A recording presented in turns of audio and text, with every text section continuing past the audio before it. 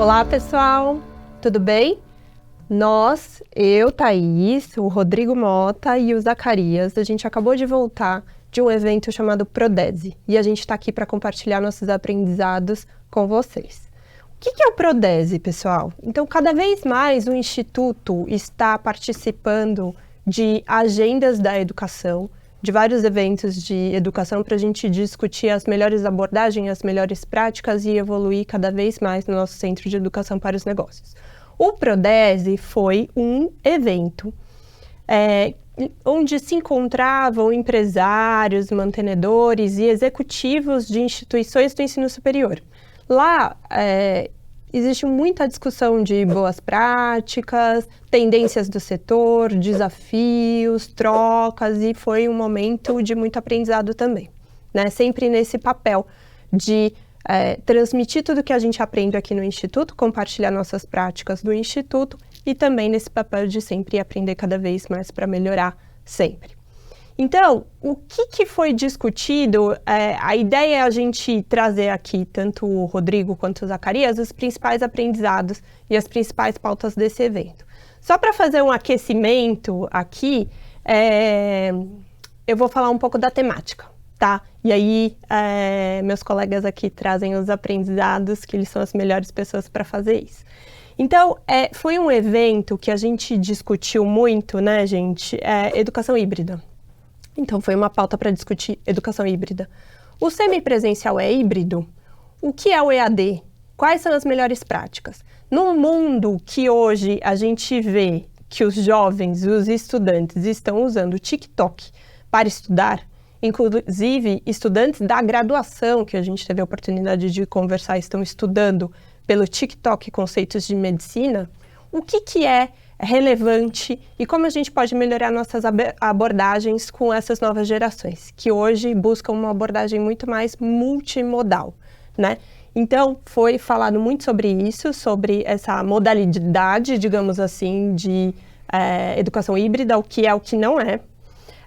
Além disso, também os desafios da educação nesse sentido, né? Porque a gente tem o Brasil como a 10ª maior economia, só que quando a gente vê os resultados, por exemplo, o resultado do PISA, entre 76 países, o Brasil se encontra na posição de 75, né? O que a gente pode melhorar? O que a gente pode melhorar para contribuir, inclusive, com o PIB do país e a prosperidade do país? Então, isso também foi muito debatido. Hoje a gente tem 20% dos egressos que vão para o ensino superior.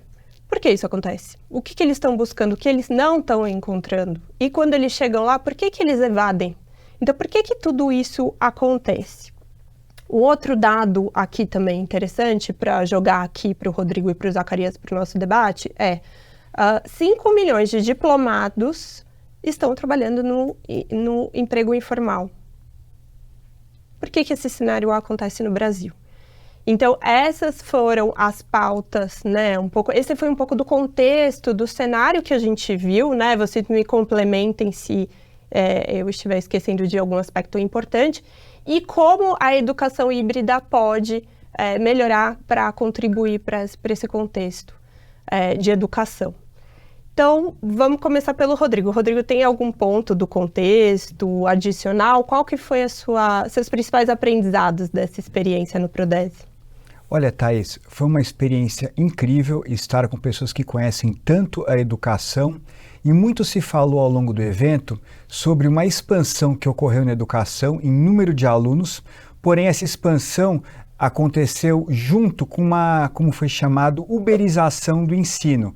Então a qualidade não acompanhou e precisa acompanhar a expansão deste ensino.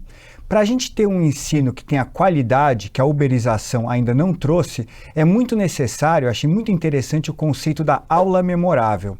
São aulas incríveis, por exemplo, o exemplo que nós vimos da FAAP, na qual eles trazem pessoas icônicas daquela disciplina, como, por exemplo, o professor Pondé, para falar sobre filosofia, aumentando assim o engajamento do aluno.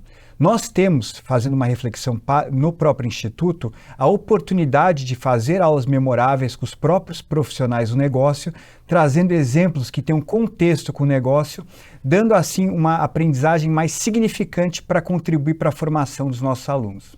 E esse contexto de uberização, eles também trouxeram uberização do corpo docente, né, Rodrigo? O que você considera relevante sobre esse ponto? Então, isso eles trouxeram também. É uma luta diária. Nós, no Instituto, quando eles falaram sobre isso, eu pensei, é muito importante a gente trazer aquelas pessoas que tenham realmente experiência prática no negócio, que tenham sido tocadores de negócio, que tenham trabalhado nas áreas do negócio, mas que também tenham uma boa formação acadêmica.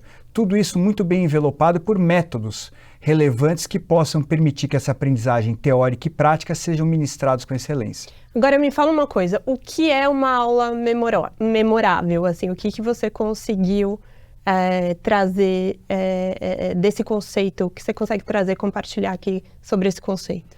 Uma aula memorável, para mim, ela tem uma estratégia de engajamento, que é uma pessoa que o ponto de partida seja uma pessoa que tenha muita relevância para aquele que está assistindo, mas que também traga um ponto que ele possa ter um aprendizado e uma execução prática no dia seguinte, ou imediatamente após a conclusão da aula.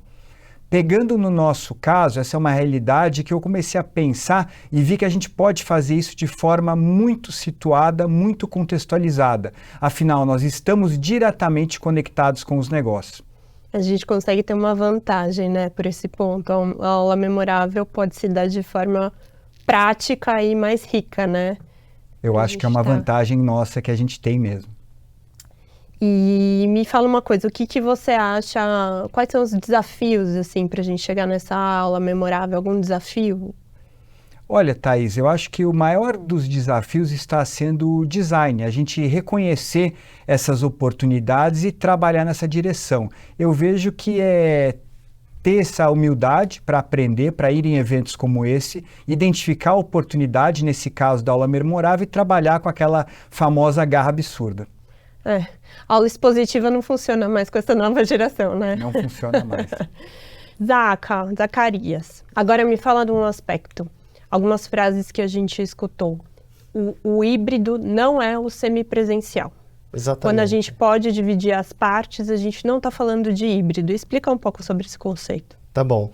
Porque o semipresencial, ele é totalmente assim dicotômico. Ou você está fazendo uma aula em que você tem ali o dia agendado com um professor ali, por exemplo, falando com você naquele momento, e você tem, de repente, outras atividades completamente à distância, em que você não vai ter aí, de repente, o apoio do professor, você vai ter um conteúdo disponibilizado e aquele estudante ele vai, de alguma maneira, se apropriar daquele conteúdo. Então, na verdade, esse é um formato, digamos assim, o semipresencial. Eu vou na terça-feira na escola ou na faculdade, e na quarta, na quinta, na sexta, de repente, eu estudo em casa. Muitas faculdades demonstraram isso, até reformulando seus cursos, como a gente teve um dos exemplos lá no curso de Direito, que eles estão praticando isso hoje, né? Os estudantes vão na sexta-feira à noite e passam o sábado na faculdade e os demais dias da semana eles têm as aulas presenciais. Esse é um modelo muito claro de semipresencialidade. No modelo do hibridismo, você já pode combinar mais recursos e mais situações onde o aluno ele pode estar trabalhando em grupos com os colegas também, seja na própria faculdade ou distante, onde ele tem essa situação dos simuladores, ele tem a situação onde tem os problemas colocados para ele resolver. Muitas faculdades a gente vê que está juntando o hibridismo com problemas a serem resolvidos pelos alunos, uma coisa muito próxima do que nós temos aqui, que são os casos de ensino, mas, obviamente, guardadas as devidas proporções, não dá para a gente comparar. Mas são situações de quê? De problematizar algo para que aquele estudante possa resolver.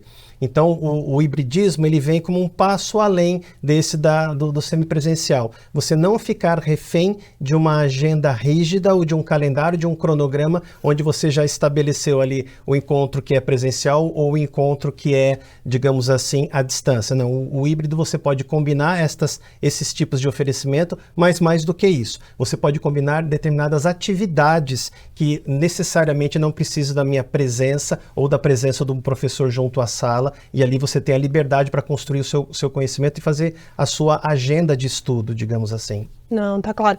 Eles falaram muito também das oportunidades de regulação, né, em cima desse conceito de híbrido que existem hoje também no Brasil, né? Um outro ponto que eu queria que você abordasse é o que eles falaram sobre o perfil do brasileiro em relação à conectividade, acesso a redes sociais versus o que vem sendo trabalhado na educação. O que foi esse paralelo que eles fizeram? Bom, para mim particularmente foi uma das melhores palestras, porque a gente muitas das vezes não para observar os dados, né? E um dos dados que o palestrante trouxe para nós foi de que a gente tem, enquanto país, pelo menos das 3 principais colocações, que são conectividade, acesso a consumo de podcast e acesso às mídias sociais, o Brasil está sempre entre os 3 primeiros. Né? E muitas das vezes, quando a gente vai fazer um projeto interno, seja ele para educação, para qualquer outro tipo de negócio, vem à nossa mente uma preocupação: puxa, mas a gente não vai ter conectividade, não vai ter acessibilidade para os estudantes. Não foi a realidade que, na verdade, já está aí nos últimos 5 anos que foi apresentado. Então, assim, não é um impedimento hoje para a gente ter acesso à informação. A grande questão é o que a gente faz com a informação que chega. E essa comparação que trouxe, né, de como que os alunos estão hoje fazendo com essa informação, com esse recurso que está disponível, que me chamou a atenção. Porque num número aí de mais de 80 países, onde você compara o tempo de conectividade, nós temos hoje um tempo médio de conectividade na internet de 6 horas e 40 no mundo. O Brasil está com uma média de 9 horas. Essas 9 horas, seja passando em mídias sociais ou na própria internet, ou até acessando o podcast, que a gente é o país que mais acessa podcast no mundo, a gente vê que todos os países desenvolvidos estão na contramão. Eles estão com a menor taxa de consumo de podcast, estão com a menor taxa de consumo e de participação nas redes sociais. Né? E a pergunta que eu fiz para mim ali naquela hora, quando eles estavam compartilhando, eu falei: o que a gente tem feito enquanto país? Né? Quando na sequência ele trouxe um dado alarmante, né? Nós somos o país com mais influenciadores no mundo, nós somos mais de 10 milhões de influenciadores, né? E se a gente soma a quantidade de professores hoje no país, mais advogados, médicos e engenheiros, não dá 4 milhões e meio. Algo está errado, a gente precisa reverter isso. E o que me chamou a atenção foi o que nós temos feito do ponto de vista de educação, quando a gente tem esse mar de oportunidade do ponto de vista de conectividade, né, e que de repente a gente não está sendo efetivo, eu falo enquanto educação no país. Né, porque o que a gente está oferecendo do ponto de vista de educação significativa? Por isso que no Congresso, né, foi falado muito sobre o que? Essas estratégias de engajar o estudante, de pensar em tecnologias, de pensar no hibridismo como forma para a gente trazer algo que seja relevante para eles. Mas como já foi falado aqui, a gente tem uma oportunidade muito grande que, no nosso caso, mais do que também considerar estas práticas, estas boas práticas que são sensacionais para a gente aumentar o engajamento, é a gente perceber que, desde o início, envolver e colocar o estudante na rota onde ele pode estar aplicando conhecimento imediatamente é o que mais traz resultado. Né? E esse foi um outro dado que trouxe, quer dizer, dos milhões de universitários que nós temos no país, que são em torno de 9 milhões, 50% só está trabalhando. E desses 50%, apenas 20% trabalha na área. Porque existe esse distanciamento que eles falaram, né, da escola, da universidade, frente aos negócios, frente às corporações, frente às empresas. Então, você observa que há um movimento das universidades de, ao máximo, trazer essa experiência do trabalho para perto. A matéria foi: falta match. Formação superior cresce em dissonância com a demanda das empresas. Acho que não é o nosso caso, né, Rodrigo? Não é. Então, pessoal, acho que é isso. Alguma consideração adicional? Acho que é isso, né? Então, acho que, em resumo, nesse ponto de dissonância, a gente cumpre um papel espetacular, né, ao fazer a conexão de educação com empresa. E nessa parte de engajar essas novas gerações, tem muita oportunidade para todo mundo de como melhorar, trazer cada vez mais uma aula memorável, como o Rodrigo falou, uma aula que traga mais engajamento, com o uso de diferentes formatos e traga tecnologia cada vez mais a nosso favor, né? É um desafio trabalhar com essas novas gerações que estudam pelo TikTok, mas tem uma oportunidade de como a educação como um todo se conectar melhor com essas novas gerações. Então, muito obrigada, senhores. Esses foram nossos aprendizados do último evento Prodese que o Instituto participou e traz agora em primeira mão para vocês. Obrigada, até mais.